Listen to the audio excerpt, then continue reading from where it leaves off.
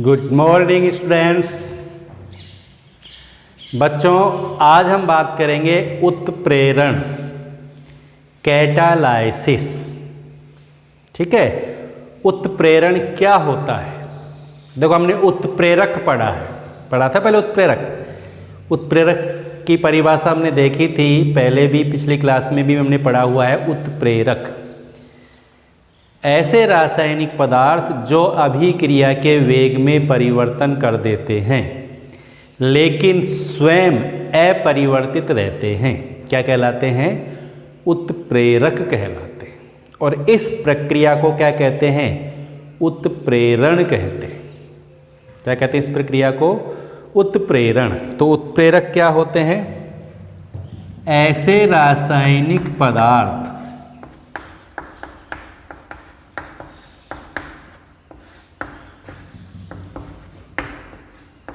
जो अभिक्रिया के वेग में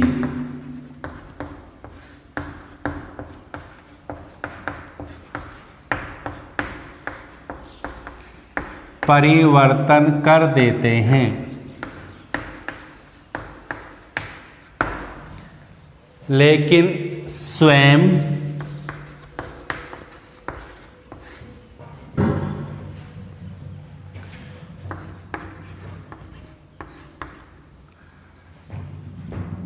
अपरिवर्तित रहते हैं।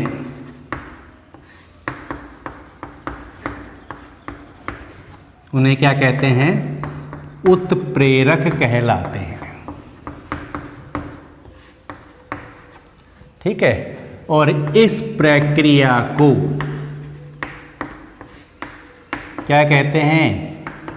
उत्प्रेरण कहते हैं। ये जो प्रक्रिया है वो कहलाती है उत्प्रेरण। ठीक है, देखो, सबसे पहले एक साइंटिस्ट थे बर्जीलियस। बर्जीलियस ने उत्प्रेरक के बारे में बताया था। बर्जीलियस ने क्या कहा था कि बाह्य पदार्थ की उपस्थिति में अभिक्रिया का वेग परिवर्तित हो जाता है। ठीक है, जैसे पोटेशियम क्लोरेट KClO3 क्या है? पोटेशियम क्लोरेट का अपघटन करते हैं। इसका अपघटन होता है 2KCl प्लस 3O2। यह अपघटित हो जाता है KCl प्लस ऑक्सीजन। और यह अभिक्रिया होती है कितने ताप पर? 600 डिग्री सेल्सियस ताप पर। ठीक है ना, यानी उच्च ताप पर पोटेशियम क्लोराइड का अपघटन होता है KCl में और O2 में। लेकिन मैग्नीज डाइऑक्साइड की उपस्थिति में, मैग्नीज डाइऑक्साइड यानी MnO2 की उपस्थिति में अभिक्रिया कम ताप पर हो जाती है। यानी कम ताप पर ही पोटेशियम क्लोराइड का अपघटन हो जाएगा। कैसे?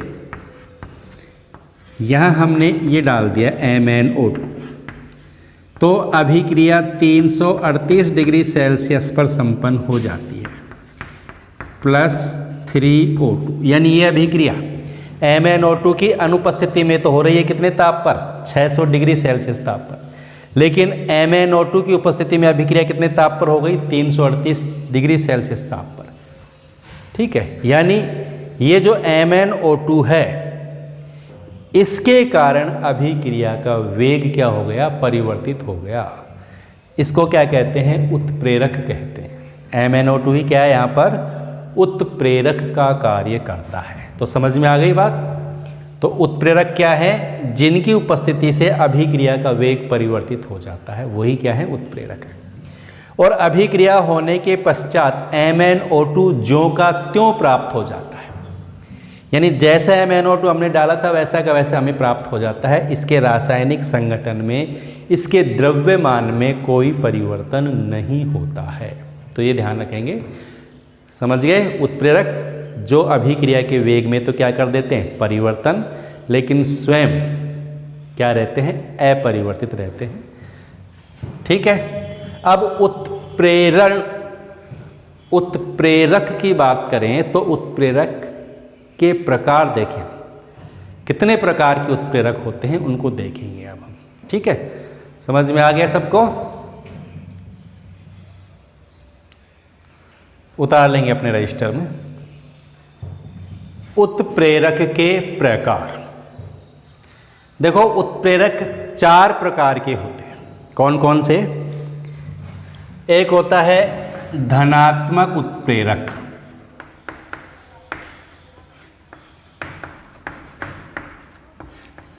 एक होता है ऋणात्मक उत्प्रेरक,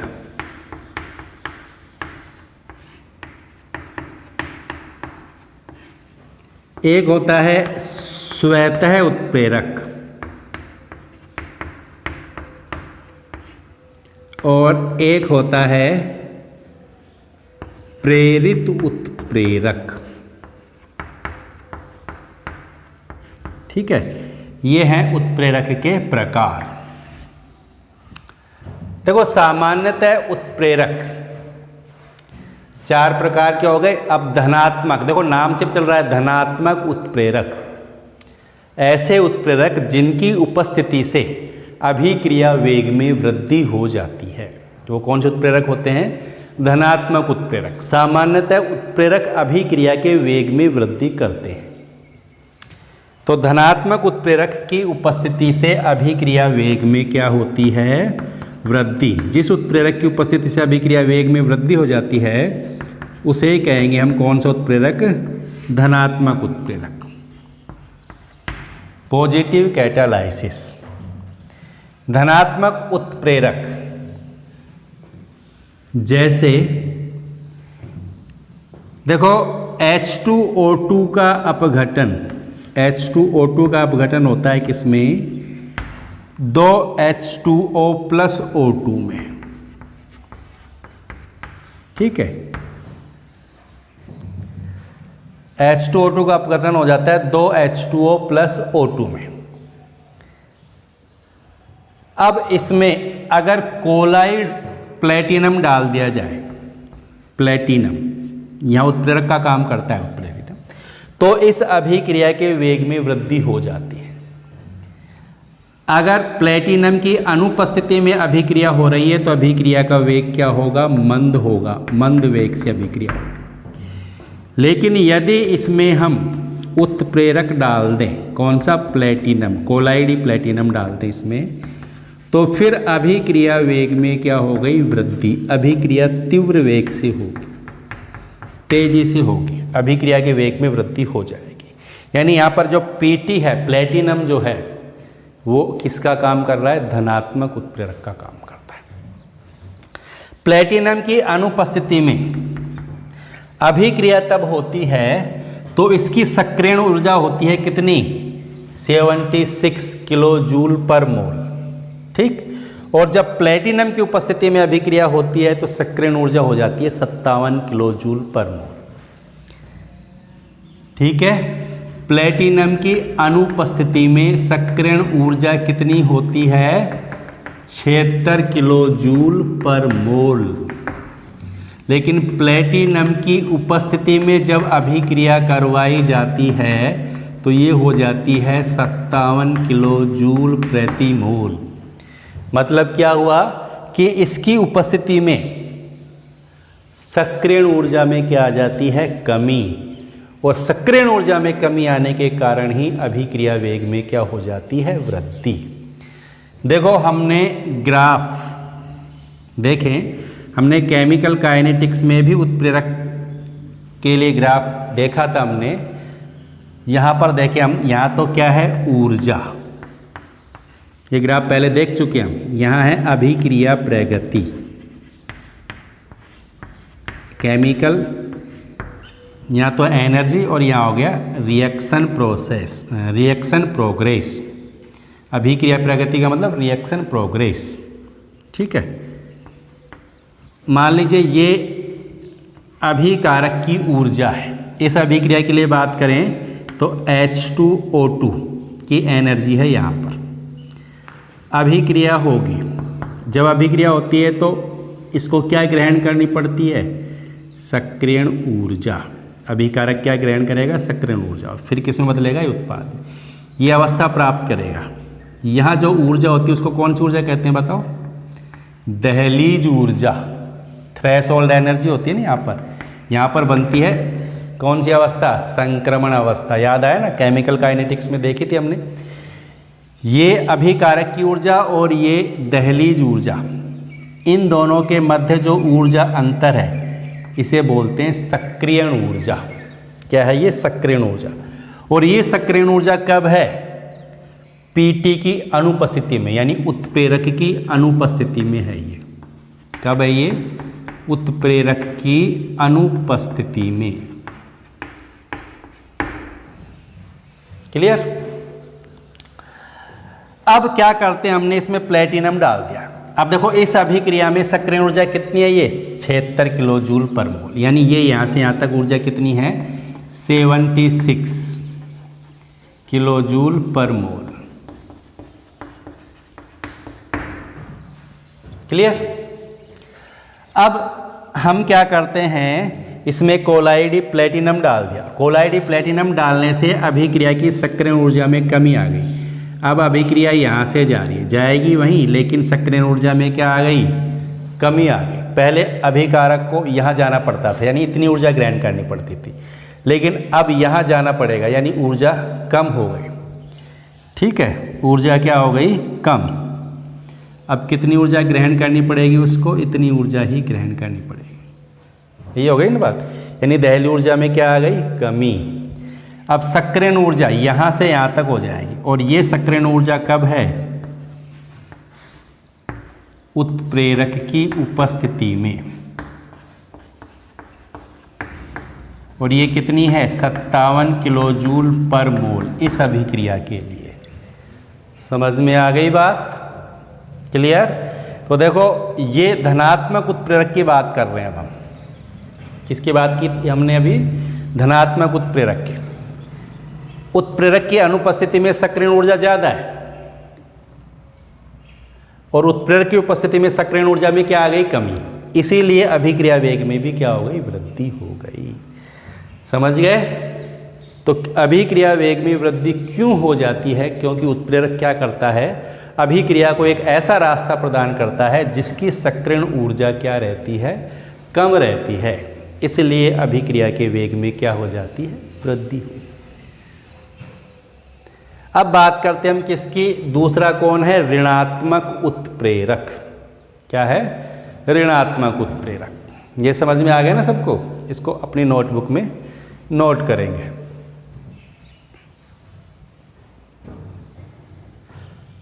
नेक्स्ट देखते हैं हम ऋणात्मक उत्प्रेरक। नाम से पता चल रहा है ऋणात्मक उत्प्रेरक, नेगेटिव कैटालिस्ट। ये अभिक्रिया के वेग में क्या कर देंगे? कमी। यानी ऐसे उत्प्रेरक जिनकी उपस्थिति से अभिक्रिया का वेग कम हो जाता है उन्हें कहते हैं ऋणात्मक उत्प्रेरक। सिंपल सी बात है। ठीक है, अब ऋणात्मक उत्प्रेरक, इनके एग्जाम्पल देखें अब हम।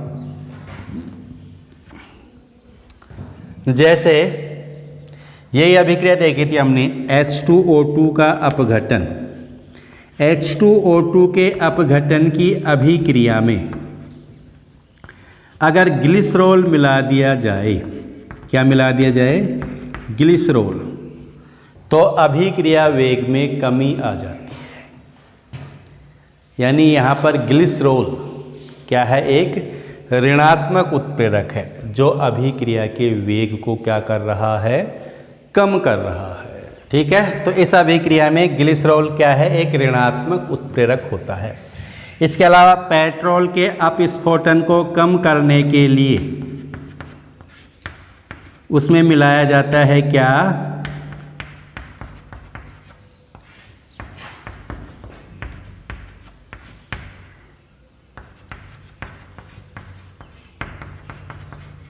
पेट्रोल के अपस्फोटन को कम करने के लिए उसमें मिला देते हैं TEL। TEL क्या है? Tetra ethyl lead. Tetra ethyl lead. ठीक है, ये पेट्रोल के अपस्फोटन को कम कर देता है, पेट्रोल का अपस्फोटन घटा देता है। कौन? टेट्राएथिलेट। तो ये यहाँ पर है ऋणात्मक उत्प्रेरक। यहाँ पर टेट्राएथिलेट किसका काम कर रहा है? ऋणात्मक उत्प्रेरक का कार्य करता है। नेक्स्ट देखें हम स्वतः उत्प्रेरक। स्वतः उत्प्रेरक क्या होते हैं?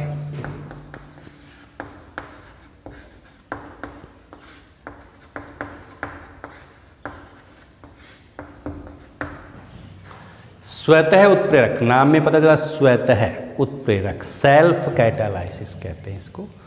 यानी यहां हमें बाहर से उत्प्रेरक नहीं डालना पड़ता है।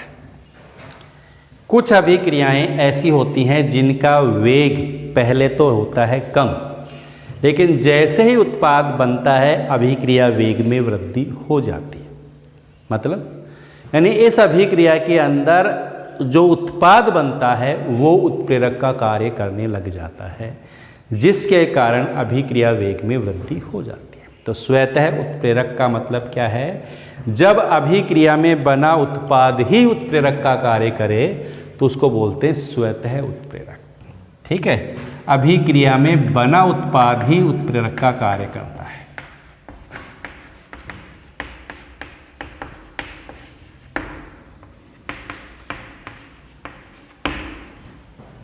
कैसे? इसका एग्जाम्पल देखते हैं। जैसे एथिल एसीटेट का जल अपघटन होता है, CH3COOC2H5। क्या है ये? Ethyl acetate. ठीक है, CH3COOC2H5। इसका जल अपघटन होता है। इसके जल अपघटन से बनता है CH3COOH, एसिटिक अम्ल, प्लस C2H5OH, एथिल एल्कोहल। ये जो एसिटिक अम्ल है ये यहाँ स्वतः उत्प्रेरक का काम करता है। जैसे ही अभिक्रिया से ये एसिटिक अम्ल बनेगा, अभिक्रिया के वेग में अपने आप क्या हो जाएगी? वृद्धि हो जाएगी। इसके बनते ही अभिक्रिया का वेग बढ़ जाता है। यानी ये यहाँ पर किसका काम कर रहा है? स्वतः उत्प्रेरक का कार्य कर रहा है। ठीक है, तो इसको बोलेंगे स्वतः उत्प्रेरक। क्लियर हो गई ना बात? जैसे और दूसरा एग्जाम्पल देखें हम। जैसे ऑक्जेलिक अम्ल H2C2O4 का ऑक्सीकरण करते हैं। किससे? KMnO4 से, अम्लीय माध्यम में 3H2SO4, यहाँ 5H2C2O4, ये ऑक्जेलिक अम्ल है, प्लस KMnO4 पोटेशियम पर मैग्नेट, प्लस 3H2SO4। जब इसका ऑक्सीकरण होता है तो K बदल जाता है K2SO4, Mn बदल जाएगा किस में? MnSO4, प्लस ये ऑक्जेलिक अम्ल का ऑक्सीकरण हो जाएगा CO2 में, 10CO2 प्लस बन जाएंगे 8H2। यह अभिक्रिया हो गई। ऑक्जेलिक अम्ल का KMnO4 से ऑक्सीकरण होता है अम्लीय माध्यम में, तो बन जाता है MnSO4, 10CO2, 8H2 plus K2SO4। यहाँ ये जो MnSO4 है, यहाँ MnSO4 किसका काम करता है? स्वतः उत्प्रेरक का काम करता है। जैसे ही MnSO4 बनता है, अभिक्रिया वेग में क्या हो जाती है? वृद्धि हो जाती है। MnSO4 के बनते ही अभिक्रिया का वेग बढ़ जाता है। क्लियर? तो स्वतः उत्प्रेरक अभिक्रिया में बना उत्पाद ही उत्प्रेरक का काम करता है, तो उसको बोलते हैं स्वतः उत्प्रेरक। और इस अभिक्रिया का वेग उत्पाद बनते ही बढ़ जाता है, अधिक हो जाता है।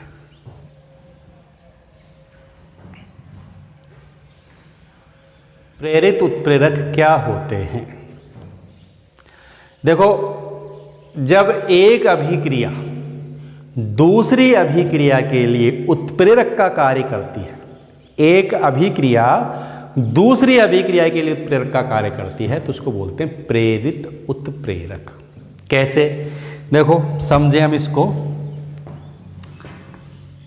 Na2SO3, यह है सोडियम सल्फाइड। क्या है ये? Sodium sulphide. इसका ऑक्सीकरण हो जाता है किसमें? Na2SO4, इसको बोलते हैं सोडियम सल्फेट। ठीक है, Na2SO3 का ऑक्सीकरण हो जाता है सोडियम सल्फेट। Na3ASO3, Na3ASO3 इसको बोलते हैं सोडियम आर्सेनाइड। क्या है ये? Sodium arsenide. सोडियम आर्सेनाइड का ऑक्सीकरण करवाते हैं तो ऑक्सीकरण नहीं होता है, यानी अभिक्रिया नहीं होती है। सोडियम आर्सेनाइड का ऑक्सीकरण की अभिक्रिया नहीं होती है। अब क्या करते हैं हम? इन दोनों का एक साथ ऑक्सीकरण करवाते हैं, इन दोनों अभिक्रियाओं को एक साथ करवाते हैं। कैसे? यानी Na2SO3 सोडियम सल्फाइड और Na3ASO3 दोनों का ऑक्सीकरण एक साथ करवाया जाता है। तो क्या होता है? तो दोनों का ऑक्सीकरण हो जाता है। Na2SO3 का तो हो ही जाता है, Na2SO4 प्लस Na3ASO4, यानी सोडियम आर्सेनाइड का भी ऑक्सीकरण होगा और सोडियम सल्फाइड का भी ऑक्सीकरण हो गया। अलग अलग अभिक्रिया करवाते हैं तो सोडियम सल्फाइड का ऑक्सीकरण होता है, लेकिन सोडियम आर्सेनाइड का ऑक्सीकरण नहीं होता है। लेकिन जब दोनों का ऑक्सीकरण एक साथ करवाते हैं तो दोनों का ऑक्सीकरण हो जाता है। सोडियम सल्फाइड के साथ साथ सोडियम आर्सेनाइड का भी ऑक्सीकरण हो जाता है। तो इसका मतलब क्या हुआ? इसका मतलब ये हुआ कि इस अभिक्रिया के लिए ये किसका काम कर रही है?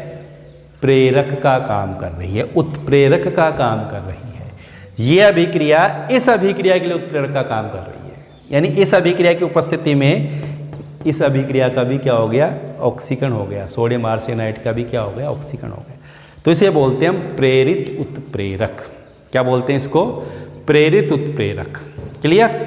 ये सेम वैसे ही है जैसे दो स्पोर्ट्समैन या दो लड़के दौड़ रहे हैं। अब एक लड़के के मन में आ रही है कि मैं रुक जाऊं, लेकिन दूसरा दौड़ता जा रहा है। तो जिस लड़के के मन में रुकने की आ रही है, जिसका मन कर रहा है कि मुझे नहीं दौड़ना है, वो भी उस दूसरे लड़के के साथ दौड़ता रहता है। वो भी कहता है चल थोड़ी दूर और चल, दौड़ते हैं थोड़ी देर। तो इस तरह उसकी उपस्थिति में सेम वही बात यहाँ पर हो गई। इसकी उपस्थिति में ये अभिक्रिया भी हो गई। अगर वो दोनों लड़के अलग अलग दौड़ते तो वो बैठ जाता है, लेकिन दूसरे दौड़ने वाले के साथ वो दौड़ रहा है तो वो उसको अपने साथ साथ ले जा रहा है, ले जा रहा है, ले जा रहा है। तो वो उसके लिए किसका काम कर रहा है? उत्प्रेरक का काम कर रहा है। क्लियर हो गई? तो ये हो गए उत्प्रेरक के प्रकार। चारों प्रकार समझ में आ गए।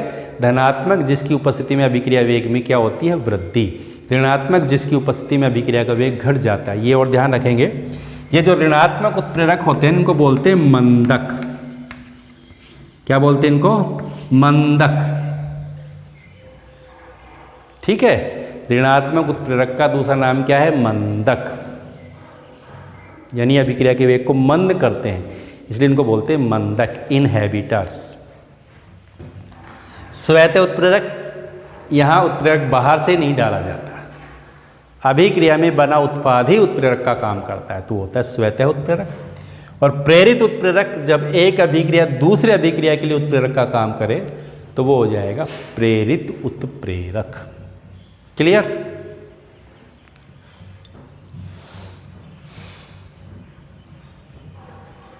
उत्प्रेरण के प्रकार। उत्प्रेरण, अब हम बात करें उत्प्रेरण के प्रकार की। उत्प्रेरण दो तरह से होता है। एक होता है समांगी उत्प्रेरण। कौन सा? समांगी।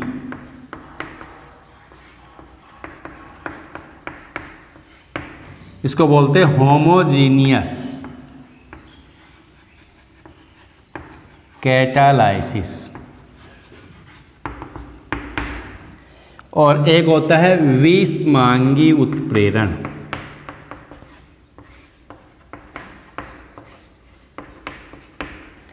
इसको बोलते हैं हेटेरोजीनियस कैटालाइसिस। ठीक है, होमोजीनियस कैटालाइसिस और हेटेरोजीनियस कैटालाइसिस। देखो ये जो उत्प्रेरण के प्रकार हैं ये अभिकारक और उत्प्रेरक की भौतिक अवस्था के आधार पर होते हैं। अभिकारक और उत्प्रेरक की भौतिक अवस्था समान होती है तो क्या कहेंगे उसको हम? समांगी उत्प्रेरण। नाम से मतलब समांगी, समान। यानी जब अभिकारक और उत्प्रेरक दोनों की भौतिक अवस्था समान है तो वो कहलाएगा समांगी उत्प्रेरण। यानी अगर अभिकारक गैस है, उत्प्रेरक भी गैस है। अभिकारक द्रव है, उत्प्रेरक भी द्रव है। अभिकारक ठोस है, उत्प्रेरक भी ठोस है। तो कौन सा उत्प्रेरण होता है? वो समांगी उत्प्रेरण। विषमांगी उत्प्रेरण। विषमांगी का मतलब क्या होता है? विषमांगी का मतलब होता है असमान। यानी यहां अभिकारक और उत्प्रेरक की भौतिक प्रावस्था क्या होगी? असमान होगी। अगर अभिकारक गैस है तो उत्प्रेरक क्या होगा? ठोस होगा या द्रव होगा। ठीक है, अभिकारक द्रव है तो उत्प्रेरक ठोस होगा या गैस होगा। यानी प्रावस्था अलग अलग हुई अभिकारक की और उत्प्रेरक की। क्लियर हो गई बात? तो यहां अभिकारक उत्प्रेरक, अभिकारक व उत्प्रेरक की भौतिक प्रावस्था क्या होती है? समान होती है। अभिकारक उत्प्रेरक की भौतिक प्रावस्था समान होती है। और यहाँ अभिकारक व उत्प्रेरक की भौतिक प्रावस्था क्या होती है? असमान होती है। क्लियर? भौतिक प्रावस्था समान तो समांगी और भौतिक प्रावस्था असमान तो विषमांगी। अब इनके एग्जाम्पल देखें। अब हम जैसे देखो SO2 प्लस O2, SO2 का ऑक्सीकरण देखते हैं हम। SO2 की भौतिक प्रावस्था क्या है? यहाँ पर भौतिक प्रावस्था लिख देता हूँ, ये है गैस।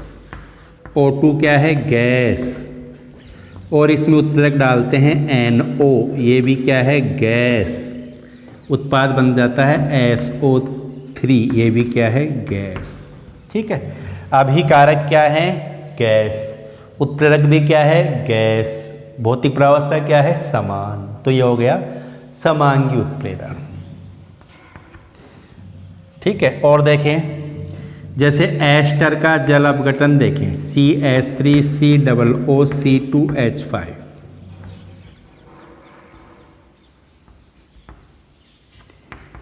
Plus H2O। यहाँ ये क्या है? लिक्विड। इसकी भौतिक प्रावस्था क्या है? लिक्विड। L लिख दिया मैंने। ठीक है, और ये भी क्या है? लिक्विड। उत्पाद बनेगा CH3COOH, ये भी क्या है? लिक्विड।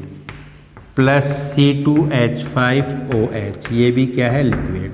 और यहाँ उत्प्रेरक होगा कोई एसिड, वो HCl भी हो सकता है, वो H2SO4 भी हो सकता है। तो ये भी क्या रहेगा? लिक्विड।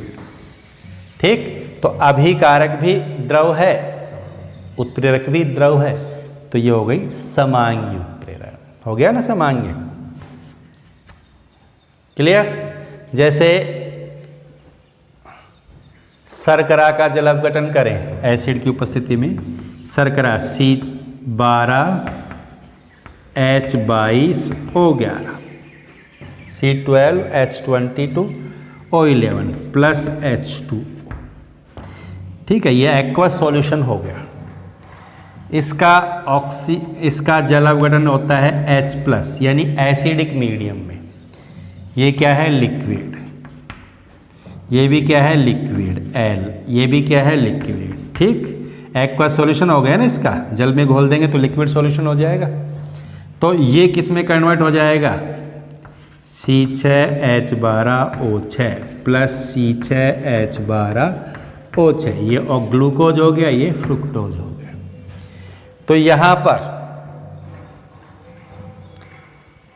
ये भी लिक्विड, ये भी लिक्विड, ये भी लिक्विड, यानी अभिकारक भी लिक्विड, उत्प्रेरक भी लिक्विड। तो ये हो गई कौन सा उत्प्रेरण हो गया, समांगी। समझ में आ गई बात। तो समांगी उत्प्रेरण में अभिकारक और उत्प्रेरक, अभिकारक और उत्प्रेरक, अभिकारक और उत्प्रेरक क्या है, समान प्रावस्था में होते हैं, इसलिए इसको बोलेंगे समांगी उत्प्रेरण। तो विषमांगी उत्प्रेरण में अभिकारक और उत्प्रेरक की भौतिक प्रावस्था क्या होगी, असमान। देखो इसके एग्जाम्पल देखें हम, जैसे यही अभिक्रिया है SO2 प्लस O2, इसको प्लेटिनम की उपस्थिति में करवाते हैं। प्लेटिनम कौन सी अवस्था में है, ये ठोस अवस्था में है। SO2 कौन सी अवस्था में है, गैसीय अवस्था में। ऑक्सीजन भी गैसीय अवस्था में, ऑक्सीकरण हो जाएगा तो बन जाएगा SO3, ये भी गैसीय अवस्था। ठीक, तो यहाँ पर उत्प्रेरक तो क्या है, ठोस, अभिकारक क्या है, गैस। दोनों की भौतिक प्रावस्था क्या है, असमान। तो ये हो गया विषमांगी उत्प्रेरण। और देखें,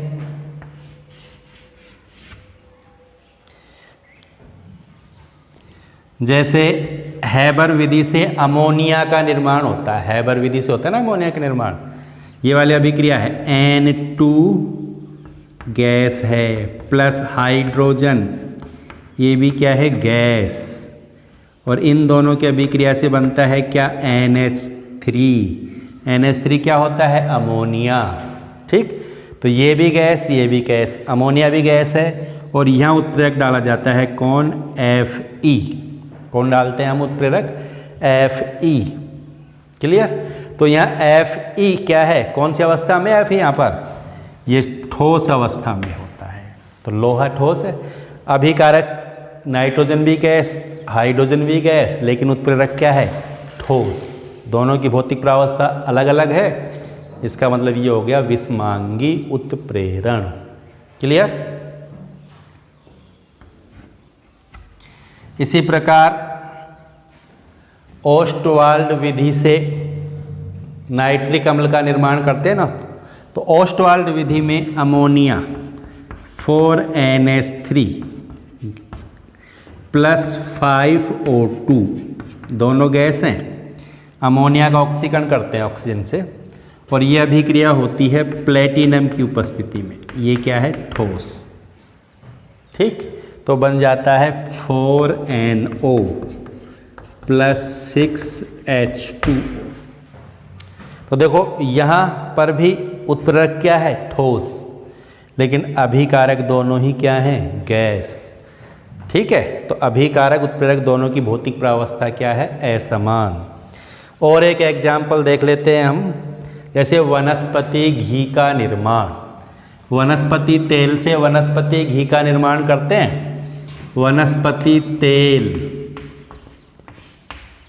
क्या है, लिक्विड, इसका हाइड्रोजनीकरण करते हैं, इसमें हाइड्रोजन गैस प्रोवाइड करते हैं, किसकी उपस्थिति में, निकिल की उपस्थिति में, जो क्या है, ठोस, और हाइड्रोजन क्या है, गैस। तो बन जाता है वनस्पति घी। तो यहाँ पर देखो अभिकारक द्रव, हाइड्रोजन क्या है, गैस, लेकिन निकिल उत्प्रेरक क्या है, ठोस। तो अभिकारक और उत्प्रेरक दोनों की भौतिक प्रावस्था क्या है, अलग अलग। ठीक, तो ये भी हो गया एक विषमांगी उत्प्रेरण। क्लियर हो गई बात। तो समांगी उत्प्रेरण और विषमांगी उत्प्रेरण दोनों समझ में आ गया ना सबको। इनके उदाहरण पूछे जाते हैं एग्जाम में, तो हमें इनके उदाहरण पता होने चाहिए। क्लियर। तो ये उदाहरण सबको याद होने चाहिए। SO2 का ऑक्सीकरण करते हैं NO की उपस्थिति में, एथिल एसीटेट यानी एस्टर का जल अपघटन करते हैं अम्लीय माध्यम में, और शर्करा का जल अपघटन करते हैं, सुक्रोज का जल अपघटन करते हैं, ये सुक्रोज मान लेते हैं, ये सुक्रोज है अम्ल की उपस्थिति में, तो ये भी कौन सा उदाहरण है, समांगी उत्प्रेरण का, और ये सारे हैं विसमांगी उत्प्रेरण के। ठीक,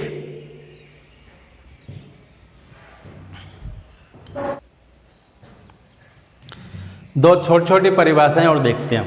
एक तो होता है उत्प्रेरक वर्धक और एक होता है उत्प्रेरक विष। उत्प्रेरक वर्धक,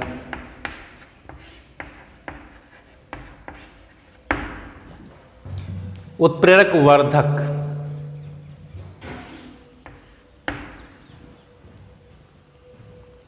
ऐसे पदार्थ, ऐसे रासायनिक पदार्थ जो उत्प्रेरक की क्षमता में वृद्धि कर देते हैं।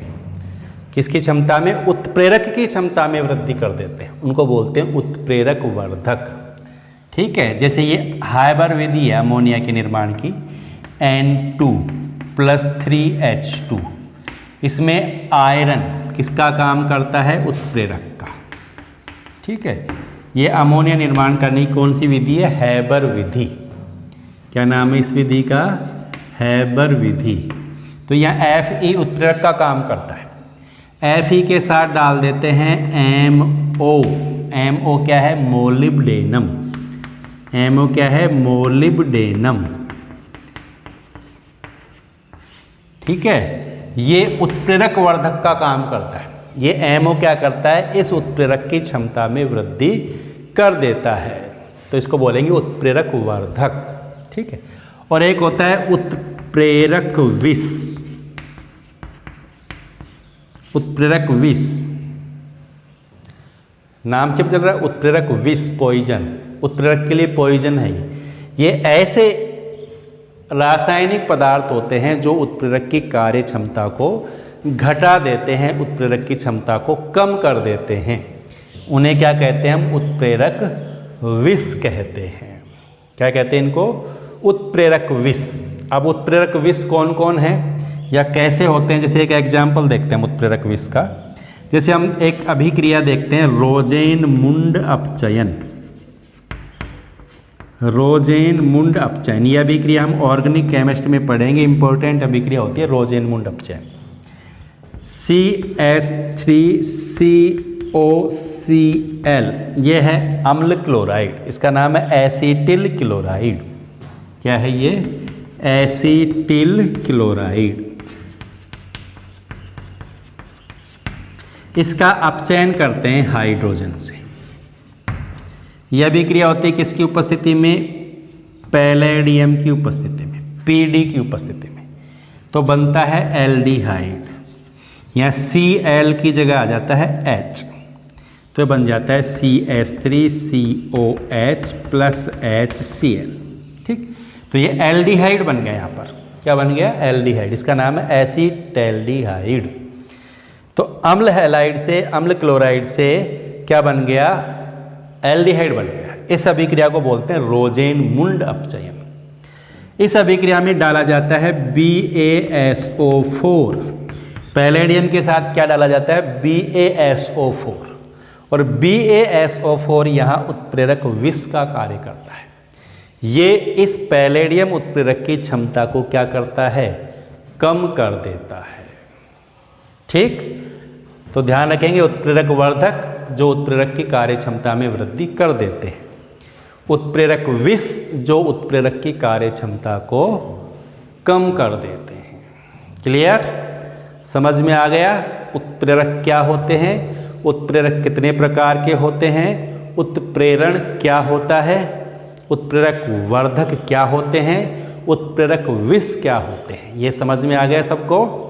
ठीक है, वीडियो को ध्यान से देखना है, पूरा देखना है। वीडियो को ध्यान से देखेंगे, पूरा देखेंगे तो आपको सब कुछ समझ में आ जाएगा। जिसने अभी भी चैनल को सब्सक्राइब नहीं किया है वो चैनल को सब्सक्राइब करें, लाइक करें, शेयर करें। नेक्स्ट वीडियो में देखेंगे हम उत्प्रेरण के सिद्धांत की बात करेंगे। समांगी उत्प्रेरण का माध्यमिक यौगिक सिद्धांत और विषमांगी उत्प्रेरण का अधिशोषण सिद्धांत देखेंगे नेक्स्ट वीडियो में। ठीक है।